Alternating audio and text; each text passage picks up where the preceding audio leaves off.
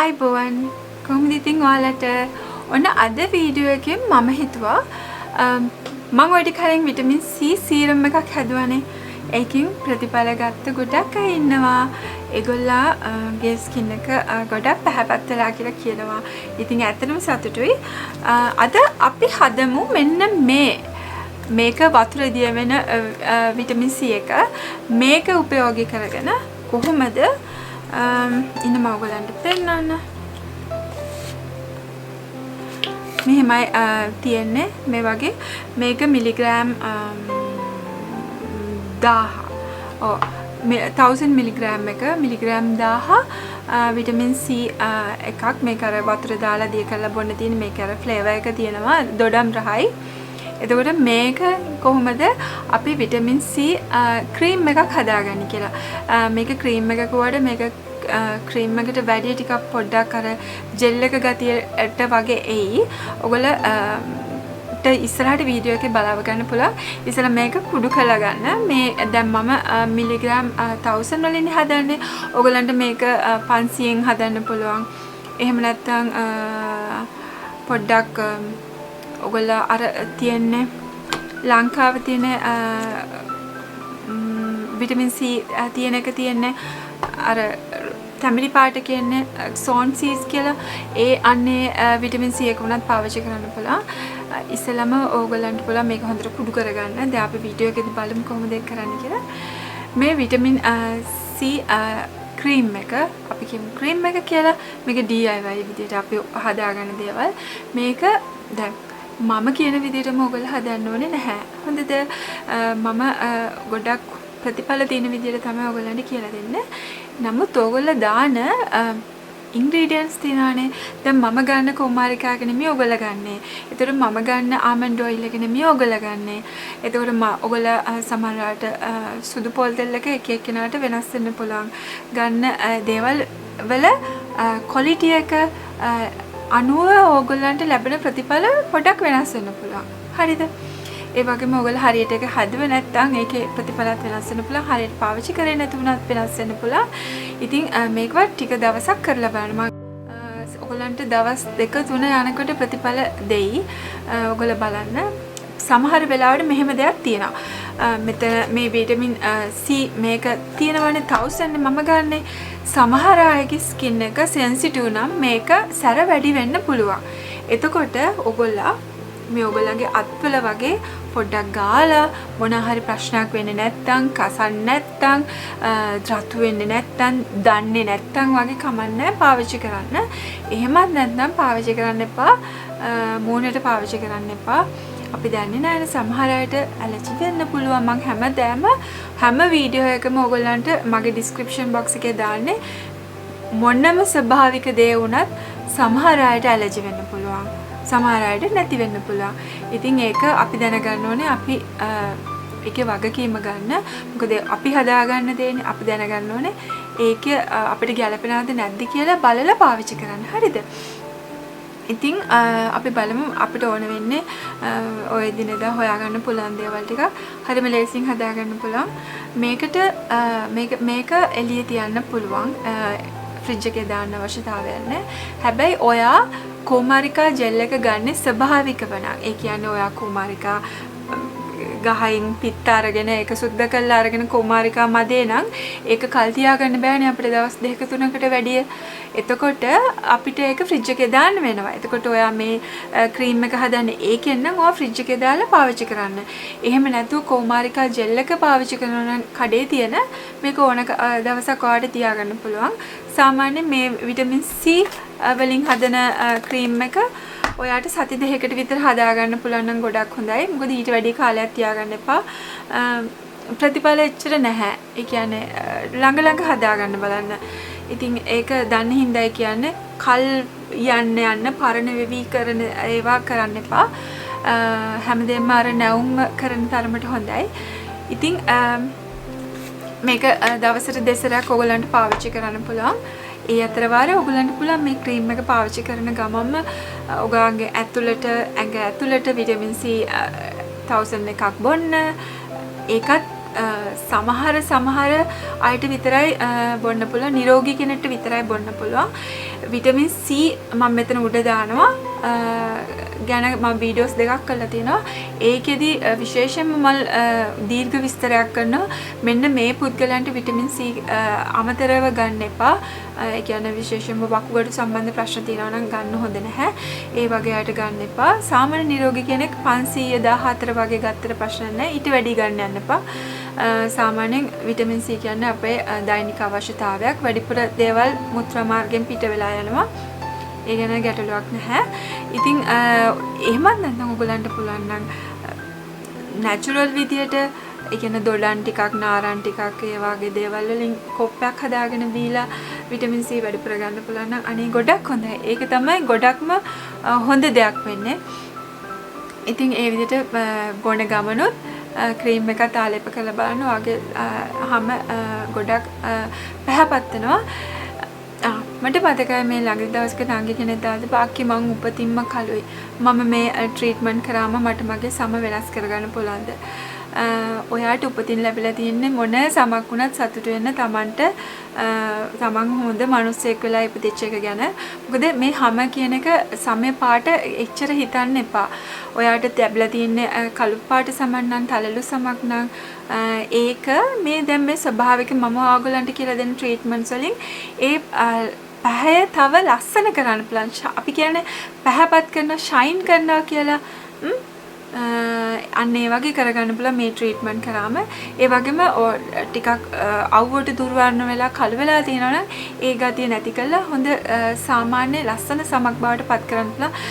ෂයිනි ඒ කියන්නේ ස්කින් එක ෂයින් වෙන ගතිය, ග්ලාස් ස්කින් එකක් කියලා අපි කියන්නේ. ඒ වගේ තත්ත්වයට පත් කරගන්න පුළුවන්. ඉතින් මේ ට්‍රීට්මන්ට් කරලා බලන්න.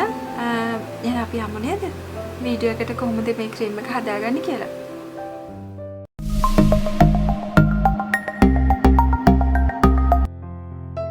මුලින්ම අපිට අවශ්‍ය වෙනවා මේ වගේ විටමින් C පෙත්තක්. ඕගොල්ලන්ට කරල් වශයෙන් ලබා ගන්න පුළුවන්. මම නම් මෙතනදි ගන්නේ වතුර දියවෙන එක. ඔයගොල්ලන්ට කලින් කිව්වා වගේ ඉතින් ඒක හොඳට කුඩු කරලා ගන්නවා. කුඩු කරන්න අවශ්‍ය නැහැ සම්මේ වතුර දියවෙන එක. නමුත් මම ඔයගොල්ලන්ට පෙන්වන්නයි කරන්නේ. නැත්තම් ඔයගොල්ලන්ට ඔයගොල්ලෝ අර හපල කන එක උනත් ගන්න පුළුවන්. එතකොට ඒක කුඩු කරන්න ඕනේ. එහෙම නැත්නම් කරල් ගන්න ඕන. ඒ කරල් එක ගලවලා ඇතුලේ තියෙන කුඩු ටික ඔයගලන්ට ලබා ගන්න පුළුවන්. ඒ විදිහට මේ අරගත්තට පස්සේ මෙතනදී මම ඇලෝවෙරා ජෙල් එකෙන් ටිකක් දා ගන්නවා.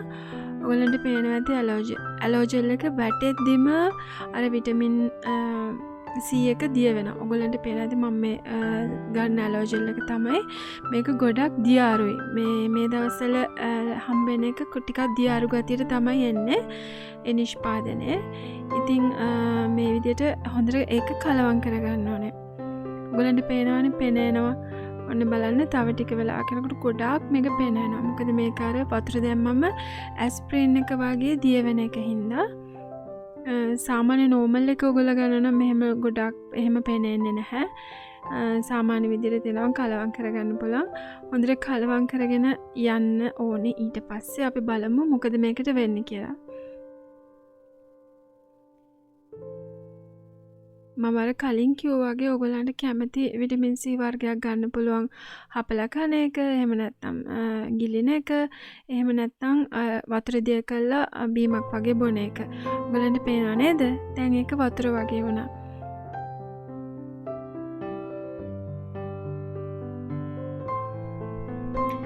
දැන් ඔයාලා දැක්කා වගේ මම මෙතනදී මිලිග්‍රෑම් 1000ක විටමින් C පෙත්තක් තමයි ගත්තේ. ඒක කුඩු කරලා අරගෙන ඊට පස්සේ මේ ආමන්ඩ් ඔයිල් එක මම යොදා ගන්නවා. අපි කවුරුත් දන්නා වගේ මම ඔයගලන්ට කලිනුත් කියලා දීලා තියෙන ඕන තරම් වීඩියෝස් වලදී මේ ආමන්ඩ් ඔයිල් එකෙන් අපේ සම ගොඩාක් පැහැපත් වෙනවා කියලා.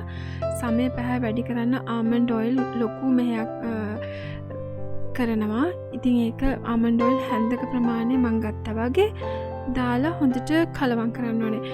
මෙතනදී වතුරයි තෙලුයි ලේසියෙන් එකතු වෙන්නේ නැහැ. නමුත් හොඳට කලවම් කරන්න ඕනේ. වතුර කියන්නේ මෙතන ඇලෝ ජෙල් එක අර ලික්විඩ් එකක් වගේ වෙලා තියෙන්නේ. වතුර ගතියට ඇවිල්ලා තියෙන්නේ. හොඳට කලවම් කරන්න ඕනේ. ඔයගොල්ලන්ට මේක ඕනනම් මික්ස්චර් එකක් ආධාරයෙන් අර පොඩි තියෙනවා ක්‍රීම් වර්ග හදනම මික්ස්චර්ස්. ඒවා එකක් ආධාරයෙන් උනත් හදා ගන්න පුළුවන්. හොඳට කලවම් කරගන්න අවශ්‍යයි. ඊට පස්සේ අපි බලමු දැන් මොනවද තව මේකට ඇතුළත් කරගන්න කියලා. හොඳට මේ වගේ කලං වෙන්න දෙන්න. මං ඊට පස්සේ තව මට මේක ටිකක් ඝනකම් කරගන්න, ටිකක් ප්‍රමාණය වැඩි කරගන්නයි තව ඇලෝවෙරා ජෙල් ටිකක් යොදා ගන්නවා. මම මීට කලින් ක්‍රීම් වර්ග හදනකොට වගේ ඔයගොල්ලන්ට පේනවා ඇති ටිකක් ඝනකම නැහැ මට මෙදා පාරවල් වල හම්බෙච්ච ඇලෝවෙරා ජෙල් එක. එකම බ්‍රෑන්ඩ් එකේ තමයි. නමුත් ඒක ටිකක් දියාරු ගතියයි. එතකොට අර දිය වෙන ගතිය වැඩි. ඉතින් මම ඔයගලන්ට මුල්ම කතා කරනකොට වීඩියෝ එකේදී කිව්වේ ක්‍රීම් එක කියලා. මේක සීරම් එක අපි ක්‍රීම් සීරම් එකක් කියමුකෝ. ක්‍රීම් එක කරාට මේක අර මම හදද්දී ඒ වගේ තමයි උනේ. ඉතින් පොඩ්ඩක් දියාරු ගතිය ඇති වුණා. ඒකේ කිසිම ප්‍රතිඵල වලට බාධාවක් නැහැ. ඊට පස්සේ මම මෙතනදී තව යොදා ගන්නවා ග්ලිසරින්.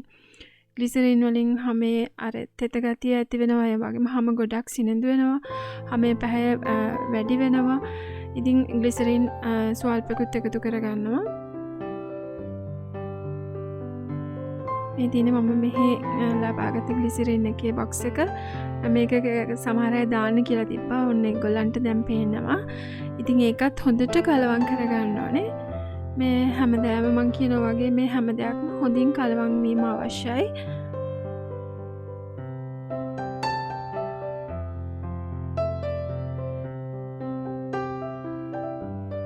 ඊට පස්සේ මම මෙතෙන්දී essential oil වර්ගයක් යොදා ගන්නවා. මොකද මේක ටිකක් අපි මූණේ ගානේ. ඇඟෙත් පාවිච්චි කරලා ප්‍රශ්න නැහැ. මම මේක face serum එකක් විදිහට තමයි හදන්නේ. ඉතින් ඒ හින්දා පොඩ්ඩක් සුවඳට තියන්න එපා. මම මෙතනදී jasmine essential oil එක drops 2-3ක් දාගන්නවා. ටිකක් සුවඳ එන්න. අනිත් එක ගොඩක් වෙලාවකට මේ වගේ jasmine essential oils, aroma oils වගේ පාවිච්චි කරනකොට ඒක හැමේ ඒ කියන්නේ අපිට හොඳ රිලැක්සින් ගතියක් එනවා. ඒක අර සුවඳත් එක්ක ඒ වගේම හැම පැහැපත් වෙනවා. කූලින් ඉෆෙක්ට් එකක් එනවා. කියන්නේ හැමේ අර අපි කියන්නේ හැම නිකන් අර සිසිලසක් දැනෙනවා කියලා අන්න ඒ වගේ. ඒක ඔයගොල්ලෝ කැමති නම් යොදා ගන්න. නැත්තම් කමන්නේ. මේ මම හදන විදිය තමයි මම ඔයගොල්ලන්ට කියලා දෙන්නේ. මෙහෙම DIY ක්‍රීම්ස් වර්ග, සීරම් වර්ග ඕනම දෙයක් හදද්දී මම කියන දේවල් වලට අමතරව ඔයගොල්ලන්ට දේවල් එකතු කරගන්න පුළුවන්. ඔයගොල්ලෝ හැබැයි එකතු කරලා ඔයගොල්ලන්ට ඒවා ගැලපෙනවද කියලා බලලා මිසක් පාවිච්චි කරන්න යන්න එපා. හිතුමනාපෙට. මොකද සමහර දේවල් එකතු කරාම ඒවා ඇලර්ජි වෙන ගතියක් එනවා. දැන් ඊළඟට මම ඔලිව් ඔයිල් බින්දුවක් දෙකක් වගේ එකතු කරගන්නවා. මොකද මම හදන දේවල් වලට ගොඩක් දේවල් වලට මම ඔලිව් එකතු කරගන්නවා. මොකද ඒක සමේ තෙතමනය හොඳින් රඳවා පවත්වා ගන්න විටමින් E බහුල ඔයිල් වර්ගයක් තමයි ඔලිව් කියන්නේ. මේක හැබැයි සමහර අයට ගැලපෙන්නේ නැති වෙන්න පුළුවන්. කුරුලා තියෙන අයට ගැලපෙන්නේ නැති වෙන්න පුළුවන්. මේ අර මං කිව්ව වගේ ඔයගලන්ට පේනා නේද? මේ දවස්වල මට හම්බෙච්ච කොමාරිකා ජෙල් එක හරිම දියයි. දිය ඒ කියන්නේ ගොඩක් නිකන් වතුර වගේ. ඊට පස්සේ අපි දැන් හදලා ඉවරයි අපේ සීරම් එක. මේ වගේ අඳුරු පැහැයක් තියෙන ග්ලාස් බොටල් එකකට දාගන්න පුළුවන් නම් ඔයගලන්ට වඩාත් හොඳයි. මොකද මේකේ තියෙන ගුණාත්මක භාවය ආරක්ෂා වෙනවා. විශේෂයෙන්ම විටමින් C සීරම් එන්නේ ඔයගොල්ලෝ දැකලා ඇති මේ වගේ දුමුරු පැහැති බෝතල් වල. එහෙම නැත්නම් අර ඔයගලන්ට කලින් පෙන්නුවා වගේ අර ස්ප්‍රේ බොටල් එකකට වගේ යොදා ගන්නත් පුළුවන්. ඔන්න මම දැන් ඒක මේ විදිහට දාගත්තා. මේක හැබැයි ඉර එළිය වැටෙන තැනක ඔයගොල්ලන්ගේ තියාගන්න එපා. පොඩ්ඩක් අඳුරු තැනක තියාගන්න. මොකද විටමින් C වගේ දේවල් ඉර එළියට නිරාවරණව තියන්නේ නැහැ. මම ඔයගොල්ලන්ට මගේ අතේ චුට්ටක් ගාලා පෙන්නන්න. මේක ටිකක් දියර ගතියෙන් වැඩි. නමුත් ඔයගොල්ලෝ බලන්න ඔයගොල්ලන්ට කොච්චර රිසල්ට් එකක් මේකෙන් හම්බ වෙනවද කියලා. සමේ පැහැපත් බව ගොඩාක් වර්ධනය වෙනවා. අර අඳුරු පැහැ ගතිය ඔක්කොම නැති වෙලා යනවා. සමහර වෙලාවට අවුවට පිච්චිච්ච ගතිය ඒ හැමදේම නැති වෙලා යනවා. ඔයගොල්ලන්ට කැමති වාරයක් මේක ආලේප කරන්න පුළුවන්. ඒකේ බාධාවක් වෙන්නේ නැහැ. ඕනනම් දවසට දෙපාරක් ඉඩ තියෙනම් ඔයගොල්ලෝ ඒ කියන්නේ වොෂ් කරලා මූණ පිරිසිදු කළා 2-3 සැරයක් වුණත් පාවිච්චි කරන්න පුළුවන්. ඒක ඔයාගේ කැමැත්ත මත තමයි ඒක තීරණය කරන්න ඕනේ. ඔයගොල්ලන්ට කැමති නම් මේක ශීතකරණයේ යොදන්න පුළුවන්. එහෙම නැත්නම් නිකන් තියන්නත් පුළුවන්. තව සමහර වෙලාවට ඔයගොල්ලෝ අහන්න පුළුවන් මී පැණි හැම යොදා ගන්න පුළුවන්ද කියලා. ප්‍රශ්නයක් නැහැ. ඔයා කැමති නම් යොදා ගන්න. ඒකේ ගැටලුවක් වෙන්නේ නැහැ. එහෙනම් ඉතින් ඔයාලා හදලා බලයි කියලා මම විශ්වාස කරනවා. මොකද මේකෙන් හොඳ ප්‍රතිඵල තියෙනවා. ඉතින් ඔයගොල්ලන්ට ගොඩාක් සල්ලි වේදන් වෙන්නේ නැතුව ගෙදරදීම හදාගෙන ලස්සන වෙන්න පුළුවන් ක්‍රමයක් තමයි මම අද ඔයාලට කියලා දෙන්නේ. මේක මම හදපු දෙවෙනි විටමින් C සීරම් එක. ඕකේ ඔයගොල්ලෝ දැන් දැක්කනේ ක්‍රීම් එක හදාගන්නේ කොහොමද කියලා.